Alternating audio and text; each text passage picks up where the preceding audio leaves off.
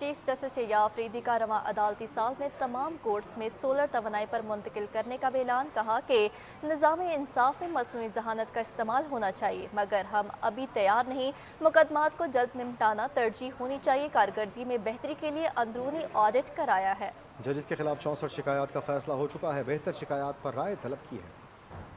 Supreme court میں نئے عدالتی سال کے آغاز کے موقع پر جوڈیشل کانفرنس سے خطاب کرتے ہوئے چیف جسٹس یحییٰ آفریدی نے کہا کہ ہمیشہ قانون کے بالادستی کے لیے کام کیا، عہدہ سنبھالنے کے بعد اصلاحات کی ضرورت محسوس کی۔ عدالتی نظام میں شفافیت اور آسانیوں سے سائلین کو فوری انصاف ملے گا۔ عدالتوں میں ای سروسز کا آغاز کیا جا چکا ہے، ڈیجیٹل کیس فائلنگ کا نظام وضع کیا گیا ہے، ٹیکنالوجی کے استعمال سے قانون کو مؤثر بنایا جا رہا۔ 61,000 فائلیں ڈیجیٹلی اسکین ہوں گی اور پروجیکٹ 6 ماہ میں مکمل ہو جائے گا۔ کیسز کو آرٹیفیشل انٹیلیجنس کے ذریعے مقرر کیا جائے گا۔ ڈیجیٹل اسکین پروجیکٹ کامیاب ہونے پر آرٹیفیشل انٹیلیجنس کا استعمال شروع ہوگا۔ چیف جسٹس نے کہا کہ سپریم جوڈیشل کونسل میں ججز کے خلاف 64 شکایات کا فیصلہ ہو چکا، 72 شکایات رائے کے لیے ممبرز کو دی گئی ہیں۔ اس ماہ کے آخر تک سپریم جوڈیشل کونسل کی میٹنگ ہوگی اور باقی 65 کیسز بھی ججز کو دے دیے جائیں گے۔ جسٹس یحییٰ آفریدی نے مزید کہا کہ سپریم کورٹ سب کی ہے، فیسیلیٹیشن سینٹر 1 اکتوبر سے مکمل طور پر کام شروع کر دے گا۔ وہ کلاس سے متعلق تمام معلومات سہولت مرکز پر دستیاب ہوں گی۔ چیف جسٹس نے کہا کہ رولز کو ایک دن میں نہیں بنایا جا سکتا، تجاویز کمیٹی کے ذریعے رکھی جائیں گی، کمیٹی جو تجویز کرے گی اس کے مطابق آگے چلیں گے۔ جلد کیس مقرر کرنے کی درخواست سال بھر چیف جسٹس کے کمرے میں پڑی رہتی تھی۔ چیف جسٹس نے مزید کہا کہ سیکیورٹی میں کمی کی گئی ہے، ریڈ زون میں پروٹوکول میں کمی کی گئی۔ اسلام آباد سے باہر جانے پر ججز کو سیکیورٹی کی ضرورت پڑ سکتی ہے لیکن ریڈ زون میں اتنی نہیں۔